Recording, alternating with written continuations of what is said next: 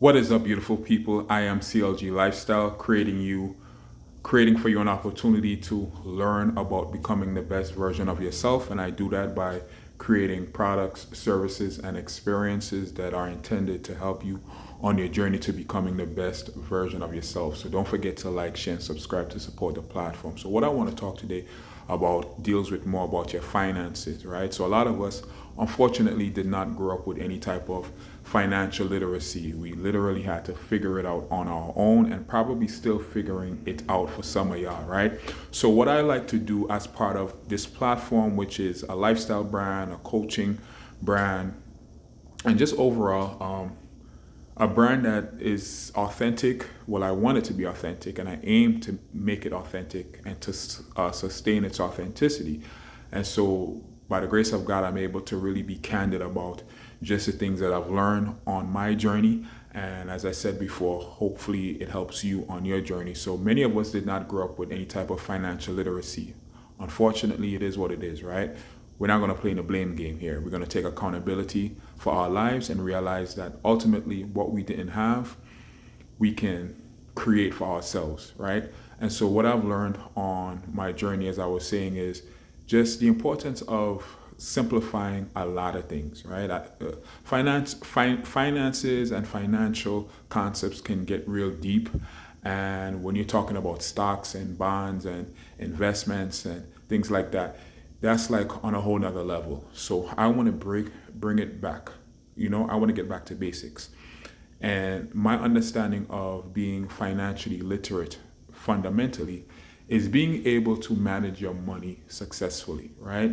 And it depends, right? Everyone is on different levels. Someone may be able to manage 1 million, but not 2 million or 5 million. Someone may be able to manage $100,000 as an annual salary, but not 1 million, right? So be confident where you're at. Don't feel intimidated. Don't feel insecure. In fact, the fact that you are where you are right now is speaking about your financial awareness. It speaks about a lot of things in our lives, but more specifically, wherever you are right now, financially, it speaks about your understanding of money. And if you are desiring to elevate, if you're desiring to save more, if you're desiring to be more resourceful of your money, then you want to stay tuned, you want to listen. So, what I've learned with money is that you have to have a respect for money, right? I know you hear this a lot. You have to have a respect for money. You have to have a valuable concept of money so that when money does come, whether you work for it or whether you do, whether you, let's, whether you work for it legally, right? You have to understand that money has value, right? Money has value. Why? Because you worked for it. You didn't necessarily get it for free. Okay? You worked for it. So you working for it is an energetic field that is communicating the value of money, right? So, and this is another revelation that money is also energy or a spirit. And so we need to be mindful of our concept of money so that we're respecting the spirit of money or the entity that is money or currency. Okay. So next to that, second to that is understanding your income. We all make different amount of money. In this economy right now, we can have multiple streams of income, and we need to have a grasp on our personal finances. All right. So that may look like you keeping it real simple. We're not going to get complex at all, right? Keep it real simple. So what is your gross income, right? What is your net income? Do you tithe? What are your active bills, right? Let's not even talk about debts. All right. Let's not talk about your credit profile. Let's not talk about that yet. Let's talk about actively what is it that you're paying for on a monthly basis, right? So we have your rent, right? Potentially your rent. You have your car note, maybe. You may have bills as far as electricity, phone bill. What else? Netflix, if you watch stuff like that. Your subscription services. You want to consider your food.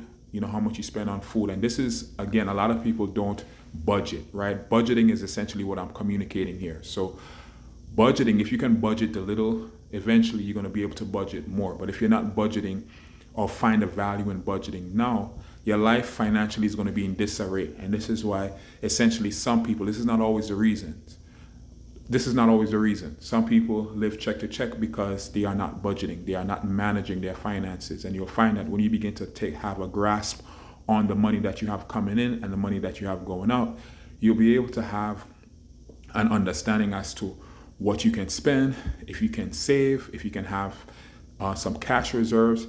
And then emotionally, it removes a lot of anxiety and fear when that you get when you don't know how much money you have in your bank account, or you don't know any type of expected expenses, and what's going to change as far as a month from now, because you haven't really jot down or really made plain the finances and the things that you are just paying, right? So what I'm called to talk about is a lot of subscription services, a lot of apps now, they'll give you like a week free, and then after a week they'll charge you, or a month free, and then after a month they'll charge you. But you're like, okay, I can use this for free. I like what they're offering. Let me use this for free. But then you forget, your intention is not to have it long term. You just want the trial. But you forget about the trial, and you forget to cancel before the 30 days or the 7 days. And now they are deducting money out of your account. Now, shout outs to Cash App and Chime and certain bank accounts where you're able to lock your card, so they're not able to get the money. But still, we want to be responsible. You know what I'm saying? We want to exercise integrity and honor when we're transacting with other entities, these businesses, these brands.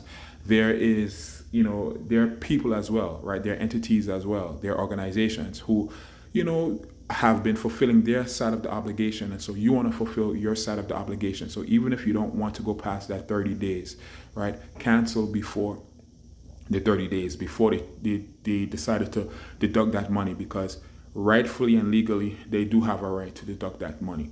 So that's just a side note. Overall, what I'm saying is, take inventory of your finances. Take inventory of the money that's leaving out of your account, because when you really do that, you'll begin to realize a lot of things that you're paying for you don't need. A lot of it is excessive, a lot of it is unnecessary, a lot of it is more superficial. And you find that as you're becoming more wholesome, as you're becoming more confident and loving of yourself, you'll realize a lot of things that you don't need.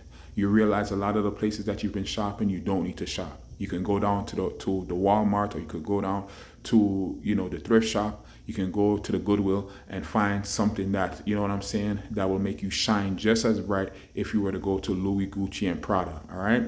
So overall, we want to, as men, especially as men with desires to have a family and to establish legacy and to acquire major wealth, we need to get a grasp of the fundamentals. We need to get an understanding of our finances, our personal finances. If you already have kids, if you already have a family, you can still do the same. It's part of leadership. It's part of taking ownership of what God has blessed you with. To whom much is given, much is required.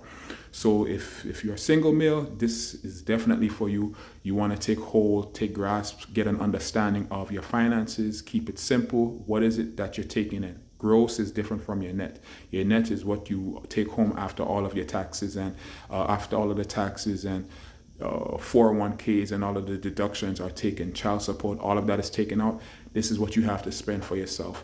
Take inventory, document your rent, document your bills.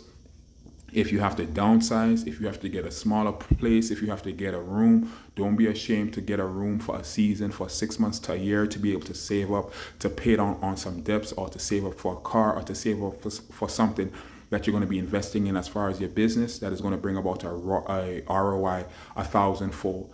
Don't be afraid to make decisions that you know are best for you. Don't be afraid to take the bus for a season. It's okay, right? Nothing lasts forever. And no matter where you're starting from, you have the ability to rebuild your life from the bottom up, from rock bottom, from the pit to the palace. But you have to be confident in yourself. Most importantly, you have to be confident in God, who gives us the empowerment to hold our heads held high when we're going through down season, when we're going through down times, when we're suffering because of our poor decisions. The best thing you can do is take accountability. The best thing you can do is ask God for wisdom and insight, as He's given me, about finances and many other things, to be able to create the life that is not only beneficial for us, but will be prosperous and also beneficial to those whom God is blessing us to take care of as men. I am Corwin Gilliams from CLG Lifestyle. Thank you for watching. Don't forget to like, share, and subscribe, and to support based on the link and the information above. Talk to y'all later.